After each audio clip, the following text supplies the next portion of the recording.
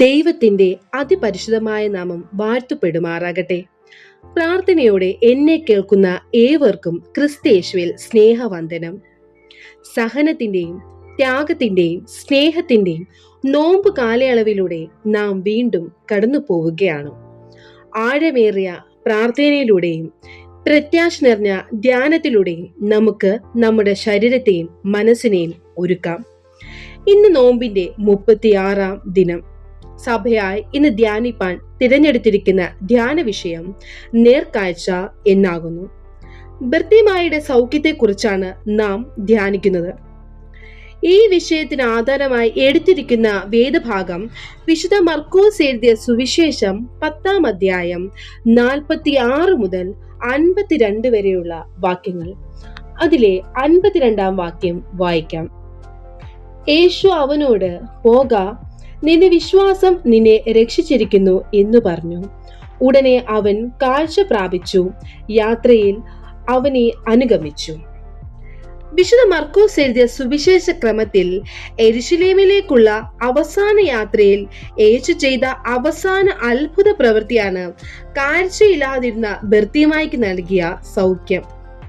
യേശുവിന്റെ സൗഖ്യദായ ശുശ്രൂഷകളെല്ലാം ദൈവരാജ്യത്തിന്റെ പ്രകാശനമാണ്. ഈ വേദഭാഗം രോഗശാന്തിയുടെ വിവരണം മാത്രമല്ല, ദൈവവിളിയുടെ വിവരണം കൂടിയാണ്. സൃഷ്ടിയുടെ യാചനയുടെ ശബ്ദങ്ങളെ സൃഷ്ടികളിൽ നിന്നും അകറ്റിക്കളയുവാൻ ഒരു ശക്തിക്കും സാധിക്കുകയില്ലെന്നും തന്നിൽ വിശ്വാസം അർപ്പിക്കുന്നവന് അനുഗ്രഹത്തെ സമ്മാനിക്കും എന്നും ഓർമ്മപ്പെടുത്തുന്ന വേദഭാഗം. സുവിശേഷ രചയിതാക്കളുടെ രചനകളിൽ യേശുവിന്റെ പരസ്യ ശുശ്രൂഷയുടെ അവസാന കാലഘട്ടത്തിൽ സ്ഥാനം പിടിച്ച വ്യക്തിത്വമാണ് ബർത്തിമായി. ബർത്തിമായുടെ നിലവിളി തിരിച്ചറിയുന്ന യേശു ആ നിലവിളിക്ക് മുമ്പിൽ നിൽക്കുന്നു. ആർദ്രതയോടെ യേശു പറയുന്നു, അവനെ വിളിപ്പിൻ. ദൈവത്തോടുള്ള ബന്ധത്തിൽ ഹൃദയത്തിന്റെ ഉള്ളറയിൽ നിന്നും നിലവിളി ഉയരുന്നുവെങ്കിൽ നമുക്ക് വേണ്ടി സമയം ചെലവിടാൻ യേശു ഉണ്ട് എന്ന ഉറപ്പ് ഈ വേദഭാഗ ധ്യാനത്തിലൂടെ നാം മനസ്സിലാക്കുന്നു. മറ്റുള്ളവരെ ധൈര്യപ്പെടുത്തുന്ന ദൗത്യമാണ് സൗഖ്യദായക ശക്തി. മറ്റുള്ളവന്റെ ആവശ്യം സ്വയം തിരിച്ചറിയാൻ സഹായിക്കുന്ന ദൗത്യം. കുരുടൻ ഔദാര്യമല്ല, കാഴ്ച ലഭിക്കണം എന്നാണ് ആവശ്യപ്പെടുന്നത്. ഈ വേദഭാഗത്തെ മുൻനിർത്തി 2 ഉപചിന്തകൾ ധ്യാനിപ്പാനായിട്ടാണ് ആഗ്രഹിക്കുന്നത്. ഒന്നാമതായി, ബലഹീന നിലവിളിയുടെ ബലം. ബലഹീനന് നിലവിളി എപ്പോഴും ബലമാണ്. അന്ധനാണെങ്കിലും അവന്റെ ഈ ബലത്തെ തടഞ്ഞു നിർത്തുവാൻ ആർക്കും സാധിച്ചില്ല. വഴിയെ ആൾക്കൂട്ടം തിരക്ക് പിടിച്ചു പോകുന്നു. ശബ്ദ കോലാഹലമുണ്ട്, പക്ഷെ ഒന്നും കാണുവാൻ കഴിയുന്നില്ല. ബർത്തിമായിക്ക് കാഴ്ചയില്ലെങ്കിലും നന്നായി കേൾക്കാം, അതിലുപരി ഗ്രഹിക്കാം. ഒന്നും ചെയ്യാൻ നിർവാഹമില്ലാത്തവൻ എല്ലാം നിർവഹിക്കുന്നവനോട് നിലവിളിക്കുന്നു. ദാവീദ് പുത്ര, എന്നോട് കരുണ തോന്നണമേ എന്ന നിലവിളി പ്രാർത്ഥനയായി രൂപാന്തരപ്പെടുകയാണ്.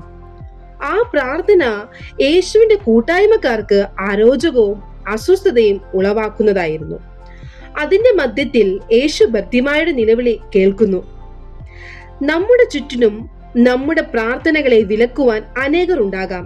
എന്നാൽ അതിന്റെ മധ്യത്തിലും യേശുവിനോട് ഉറക്കെ നിലവിളിക്കുവാൻ മടി കാണിക്കരുത്. നമ്മുടെ നിലവിളി കേൾക്കുന്ന ക്രിസ്തുവാണ് നമ്മോടൊപ്പം ഉള്ളത് എന്ന പ്രത്യാശ നമുക്കേവർക്കും ഉണ്ടാകണം. രണ്ടാമതായി, ബലഹീന നിലവിളി കേൾക്കുന്നവന്റെ ബലം. പുരുഷാരം നിലവിളി കേൾക്കുവാൻ കാതില്ലാത്തവരായി തീർന്നപ്പോൾ ദൂരത്ത് നിന്ന് യേശു ബർത്തിമായുടെ നിലവിളി കേട്ടു. തടഞ്ഞു നിർത്തുവാൻ ജനങ്ങൾ ശ്രമിക്കുമ്പോൾ നേരത്തെ വിളിച്ചതിലും ഇരട്ടി ശബ്ദത്തിൽ ബർത്തിമായി നിലവിളിച്ചു പ്രാർത്ഥിക്കുന്നു. ബർത്തിമായുടെ വിശ്വാസം നമുക്കേവർക്കും മാതൃകയാണ്. യേശുക്രിസ്തു തന്റെ യാചന കേൾക്കും എന്ന അടിയുറച്ച വിശ്വാസം ബർത്തിമായിക്കുണ്ടായിരുന്നു. ബർത്തിമായുടെ നിലവിളി കേട്ട ക്രിസ്തു അവന്റെ ആവശ്യത്തിന്റെ മുന്നിൽ പ്രതികരിക്കുകയാണ്. നിലവിളിക്കുന്നവന്റെ അരികെ നിൽക്കുന്ന അലിവുള്ള ക്രിസ്തുവിനെ നമുക്കിവിടെ ദർശിക്കുവാനായിട്ട് സാധിക്കും. പ്രതിസന്ധികൾ ഒറ്റപ്പെടുത്തലിന്റെയും ഏകാന്തതയുടെയും അകൽച്ചയുടെയും നിമിഷങ്ങളെ സൃഷ്ടിച്ചേക്കാം. ചുറ്റുപാടുകൾ വേദനയുടെ അനുഭവങ്ങളെ സമ്മാനിച്ചേക്കാം. ബർത്തിമായി നമ്മോട് ഇപ്രകാരം സംസാരിക്കുന്നു: ജീവിതത്തിന്റെ വേദനകളെ കാണുകയും വിഷമതകൾ പൂർണ്ണമായി മനസ്സിലാക്കുകയും അപൂർണതകളെ തുടച്ചു മാറ്റി പൂർണതകളുടെ നിമിഷങ്ങളെ സമ്മാനിക്കുന്ന സ്നേഹനിധിയായ ഒരു കർത്താവ് നമുക്കുണ്ട്. ആ കർത്താവിന്റെ ഇടപെടലുകൾ ജീവിതത്തിന് സൗഖ്യത്തെയും ആശ്വാസത്തെയും നൽകുന്നതിന് സാധിക്കുന്നതാണ്.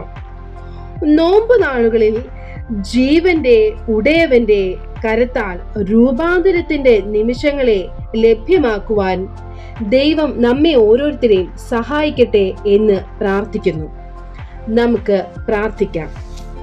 ദൈവമായ കർത്താവേ, സ്വർഗസ്ഥ പിതാവേ, ഞങ്ങൾ ഇന്ന് ധ്യാനിച്ച വിഷയത്തിൽ നിന്നും ഞങ്ങൾ ഉൾക്കൊണ്ട കാര്യങ്ങൾ ക്രിസ്തുവിലേക്ക് കൂടുതൽ അടുക്കുവാൻ ഞങ്ങളെ സഹായിക്കണമേ. ഏതു പ്രതിസന്ധിയിലും ഉറക്കെ കർത്താവിനോട് നിലവിളിക്കുവാൻ ഞങ്ങൾക്ക് ശക്തി നൽകണമേ. ഞങ്ങളുടെ പ്രാർത്ഥനകളെ കേൾക്കണമേ. ആമേൻ.